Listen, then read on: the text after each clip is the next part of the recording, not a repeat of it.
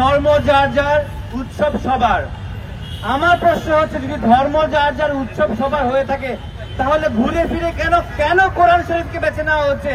কেন কোরআন শরীফকে বেছে নেওয়া হচ্ছে অবমাননা করার জন্য?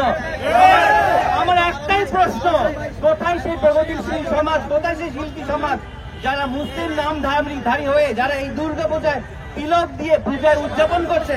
কোথায় আজকে তারা? এই যে কোরআনকে অবমাননা করা হচ্ছে, তারা কেউ তাদের কোনো ফেসবুকে, রাস্তায় ব্যানার নিয়ে কোথাও তাদেরকে কেন পাওয়া যায় না? তার মানে কি আমরা ধরে নিতে পারি তারা আসলে হচ্ছে কি ভারতীয় হিন্দুকে আমরা একটা রাষ্ট্র পরিণত করতে চায়? এইরকম আর করতে দেওয়া যাবে না।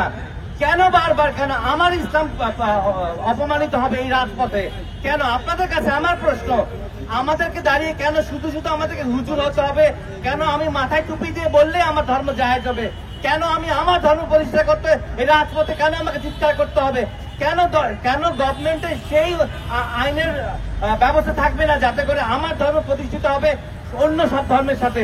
কথায় কথায় হিন্দুদেরকে এই যে আমরা সাপোর্ট দিচ্ছি, আমার ব্যক্তিগতভাবে হিন্দু ধর্ম নিয়ে কোন ধর্মের প্রতি আমার কোনো বিদ্বেষ নেই, তবে কেন এইরকম একটা উচ্চমানের ইউনিভার্সিটিতে এই যে হিন্দু ছেলেটা অপূর্ব পাল, সেখানে আমার কোরআনকে এইভাবে অবমাননা করবে?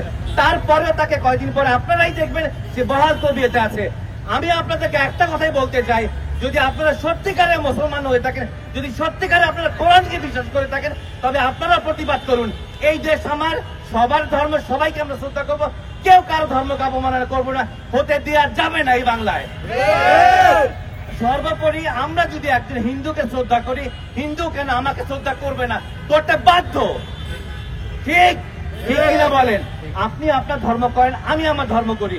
আমি তো আপনার ধর্মকে আজ পর্যন্ত বাংলার মাটিতে কোন হুজুরকে দেখেছেন তাদের গীতাকে, তাদের বাইবেলকে অবমাননা করতে? একটি নজির নাই।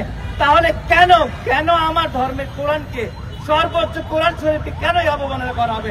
আমরা সবাই অবগত আছি যে গতকাল নর্থ সাউথ ইউনিভার্সিটি একজন শিক্ষার্থী কোরআন মাজিদের মতন আমাদের সামান্য ধর্মগ্রন্থকে অবমাননার মতন ঘটনা ঘটেছে, এবং এই ঘটনার প্রেক্ষিতে শুধু যে ধর্মপ্রাণ মুসলমানের অন্তরে বেশি ধরেছে বিষয়টা তা না, সে সাম্প্রদায়িক আমাদের যে সংহতি আর সম্প্রীতি বাংলাদেশে বিদ্যমান, সেখানে সে সরাসরি কুঠারাঘাত করেছে।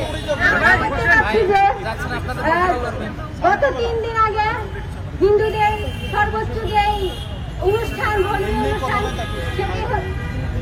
সেটি সম্পন্ন হয়েছে, এবং বাংলাদেশ সেই নজির স্থাপন করতে পেরেছে যেখানে ধর্মীয় অনুষ্ঠান পালনের ক্ষেত্রে কোনো ধরনের সহিংসতা দেখা যায়নি।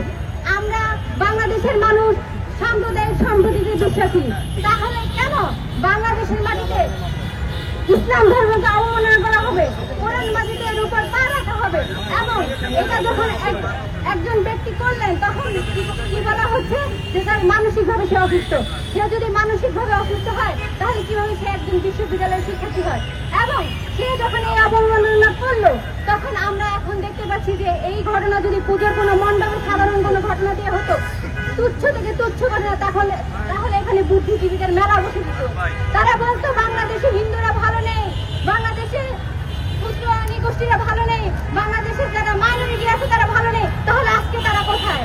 তারা কি কোনো বিশেষ এজেন্ডা সার্চ করার জন্য বাংলাদেশে কাজ করে থাকে? বিগত 15-16 বছরের একটা ফ্যাসিবাদী আমলের অবসান ঘটানোর পর আমাদের বাংলাদেশের হিন্দু, বৌদ্ধ, মুসলিম, খ্রিস্টানরা যেভাবে সম্প্রীতি বজায় রেখেছেন, এটা একটু সহ্য করতে পারছে না।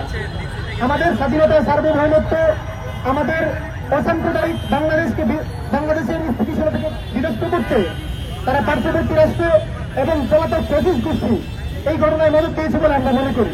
বর্তমান সরকারের আমলে দুর্গাপূজার মতো একটা অনুষ্ঠান এত সুন্দরভাবে সম্পন্ন হয়েছে, যার কারণে বাংলাদেশের মধ্যে তো আছেই, পাশাপাশি বাংলাদেশের পার্শ্ববর্তী রাষ্ট্রেরও মাথা খারাপ হয়ে গেছে। দুর্গাপূজায় কোনো ঝামেলা কেন হইল না?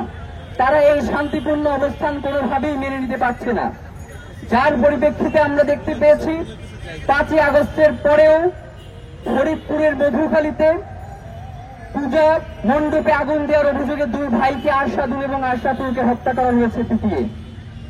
আমরা তখন বাংলাদেশের জনগণকে বলেছিলাম, আপনারা দয়া করে শান্ত থাকুন, সরকারের উপরে আস্থা রাখুন, সরকার যেহেতু আপনাদেরই সরকার, সে এই ব্যাপারে ব্যবস্থা নিবে।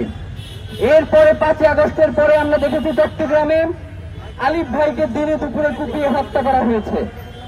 তখনও আমরা বলেছি আমাদের মুসলিম ভাই বোনদেরকে যে আপনারা শান্ত থাকুন, আপনারা ধৈর্য ধরুন, যেহেতু এই সরকার আপনাদেরই সরকার, সুতরাং সরকার সকল ধর্ম এবং মতকে সমান গুরুত্ব দিয়ে ব্যবস্থা গ্রহণ করবে।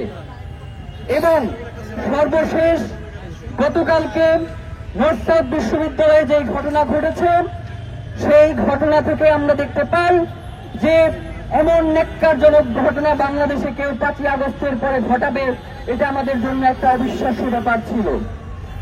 কিন্তু অত্যন্ত দুঃখের বিষয় এই যে সকাল 9টার ঘটনা যখন রাত 11টায় সোশ্যাল মিডিয়ায় ভাইরাল হয়, তখন নর্থ সাউথ বিশ্ববিদ্যালয়ের প্রশাসন নিরন্তরে বসেছে যে এর বিরুদ্ধে কি ব্যবস্থা নেওয়া যায়।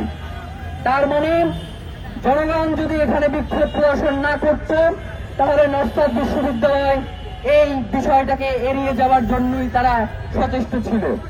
আমরা যেটা বলতে চাই সেটা হচ্ছে বাংলাদেশ নামক রাষ্ট্রটাকে অস্থিতিশীল করবার জন্য 5ই আগস্ট পরবর্তী সময় থেকে বাংলাদেশের মধ্যকার কিছু সুশীল হিন্দুত্ববাদী সুশীল এবং ভারতীয় উগ্র হিন্দুত্ববাদী সংগঠনগুলো বাংলাদেশ রাষ্ট্রকে অস্থিতিশীল করার জন্য নানা রকম প্রোপাগান্ডা চালিয়েছে।